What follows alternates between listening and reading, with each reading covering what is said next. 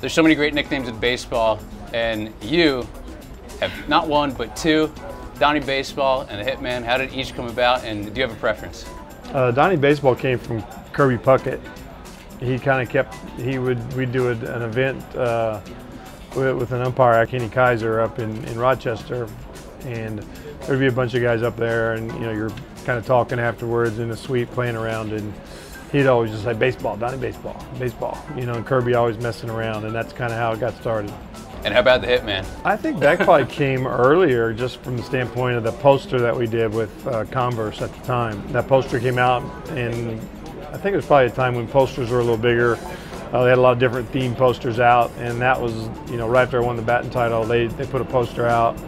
And so that one kind of took off from there. A lot of people like that poster. And you have a fun story behind that. George Steinbrenner walked in during the photo shoot, right? Well, I remember him walking by, and I was filming it. I ended up had knee surgery right before spring training. I did a little meniscus lifting weights. I remember him walking by, and I'm like, at that point, I'm not that comfortable, right? I mean, I'm fairly comfortable. I won a batting title, but the boss, he's around, it's always a little tension. And just seeing him walk by while I'm doing that, and everybody else is on the fields and stuff, I'm thinking he's like worried about me. So with Players Weekend, everybody gets to have a nickname on the back of their jersey. Which of those two nicknames would you choose for yourself? I don't know if I'd take either one, really. I took Matt, just Matt, because they ask about Little League nicknames and things like that. Honestly, the name that I probably liked more than anything was just Cap.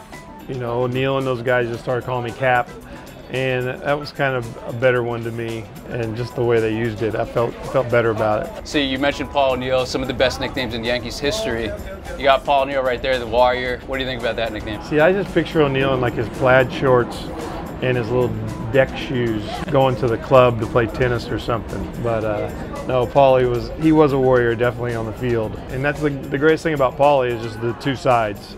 The two sides of the coin. When he was on the field, this guy was probably as competitive as you could possibly get. And then off the field, I see the other side. How about Mariano Rivera, Sandman? Doesn't get any better than that. No, that's a good one with Mo, because it was pretty much put you to sleep. Right, when Mo came in the game, you always felt good. Then you got the players that are named after months for doing something really well. So you got Reggie Jackson for Mr. October and Derek Jeter for Mr. November. Yeah, Reggie, obviously, I was a huge Reggie fan growing up as a kid and stuff, so Reggie always seemed to come through in the clutch, right? When you had a big moment, Reggie always showed up. And so I thought that name was appropriate, and obviously Jeet was really pretty much the same way. That was pretty cool. And of course there's Yogi Bear. That is very, very fitting for him, considering how he always crashed behind the plate. Yeah, Yogi was awesome. That's a great nickname for him. Yogi's just the best. It's funny seeing Yogi in his younger pictures, right, and days. It's like this dude was just rocked, and just that body type of just a little strong bear. So Yogi Bear kind of fits good because he's a fun-loving guy.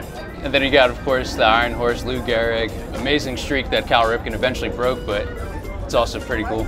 Yeah, I think that's another cool name. It represents, obviously, his career and his longevity and just consistency. Now, does it get any better than Babe Ruth? I mean, talk about a guy who nobody probably even knows his first name, or a lot of people would consider him Babe before they would consider him George. Yeah, and then plus, like most people just think about the candy bar, so that's why I thought as a kid, I was like, Babe Ruth was a candy bar.